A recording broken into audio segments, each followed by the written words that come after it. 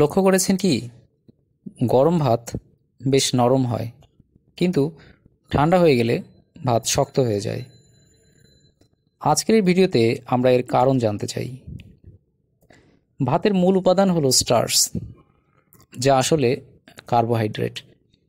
গরম অবস্থায় স্টার্চ অণুগুলো পানির সাথে মিশে নরম হয় এবং আর্দ্র থাকে, কিন্তু ভাত যখন ঠান্ডা হয় তখন স্টার্চ অণুগুলো একত্রে শক্ত হয়ে যায়। এই প্রক্রিয়াকে বলা হয় স্টার্চ রেট্রোগ্রেডেশন। এ বিষয়ে আরও বিস্তারিত জানার আগে আপনাদের কাছে অনুরোধ থাকবে, আপনি যদি আমাদের এই চ্যানেলে নতুন হয়ে থাকেন তাহলে চ্যানেলটি সাবস্ক্রাইব করুন এবং ভিডিওটি লাইক করতে ভুলবেন না এবং আমাদেরকে সাপোর্ট করবেন। আমরা আলোচনা করছিলাম যে ভাত ঠান্ডা হয়ে গেলে তা শক্ত হয়ে যায় কেন। আমরা বলছিলাম রেট্রোগ্রেডেশনের কথা।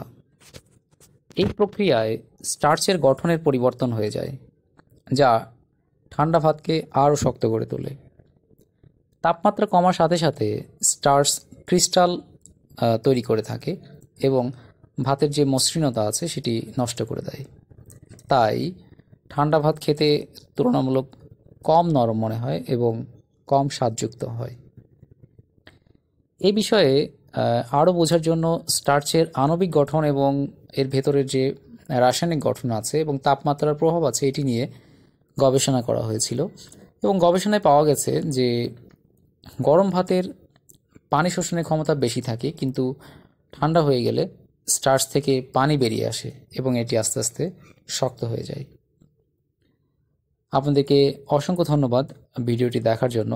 আর এ ধরনের আরও অনেক ভিডিও পাওয়ার জন্য আমাদের চ্যানেলটি সাবস্ক্রাইব করুন, ভিডিওটিতে লাইক দিতে ভুলবেন না এবং অবশ্যই কমেন্টসে জানাবেন ভিডিওটি আপনাদের কাছে কেমন লেগেছে।